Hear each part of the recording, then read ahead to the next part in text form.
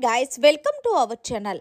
ప్రస్తుతం big boss season 8లో మరో weekend వచ్చింది. ఇక వీకెండ్ వచ్చిన హోస్ట్ నాగార్జున హౌస్ లో ఉన్న కంటెస్టెంట్స్ ని పలకరించి ఇక గౌతమ్ దగ్గరకు వచ్చి ఆగారు.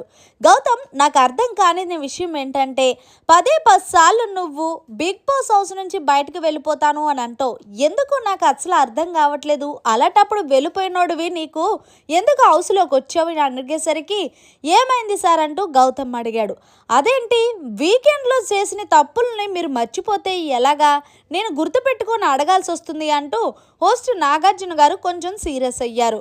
అయినా నాకు అర్థం కానిది ఏంటంటే, మెగా చీఫ్ ప్రేరణ నీకు పనిష్మెంట్ ఇచ్చేటప్పుడు నువ్వు ఆ పనిష్మెంట్ని చెయ్యకుండా నన్నెవరు ఏమీ చేయరు, నువ్వేం చేసుకుంటే చేసుకో, నేనేమీ చెయ్యను అంటే అది ఎంతవరకు కరెక్ట్ అని అడిగేసరికి గౌతమ్ మాట్లాడుతూ, అది కాదు సార్, ప్రేరణ టార్చర్ అయితే బాగా ఎక్కువైపోయింది. పనిష్మెంట్ ఇచ్చింది దానికి నేను కోప్పడలేదు సార్, చెప్పే విధానం ఉంటుంది. ఆమె ఎలా ఉంటుందంటే ఏదో ఆమె ఓనరు నేను పనోన్లాగా బిల్డప్ ఇస్తూ ఉంటుంది. అది నాకు నచ్చలేదు సార్, అందుకే నేను చేయనని చెప్పాను సార్ అంటే ఓకే, అక్కడ మీరిద్దరూ ఆర్గ్యుమెంట్ చేసుకొని డిఫెండ్ చేసుకున్నారు, పర్వాలేదు. కానీ మాట్లాడితే నేను వెళ్ళిపోతానన్న మాట నువ్వెందుకు మాట్లాడవు అని అడిగేసరికి నేను అనలేదు సార్ అన్నాడు. సరే నువ్వు అనలేదు కదా, నీకోసం వీడియో వేసి చూపిస్తానంటూ వీడియో వేసి ప్లే చేసి చూపించిన తర్వాత అక్కడ గౌతమ్ అదే మాట మాట్లాడాడు. చూసేవా గౌతమ్, నీకు ఇది బాగా అలవాటు అయిపోయింది.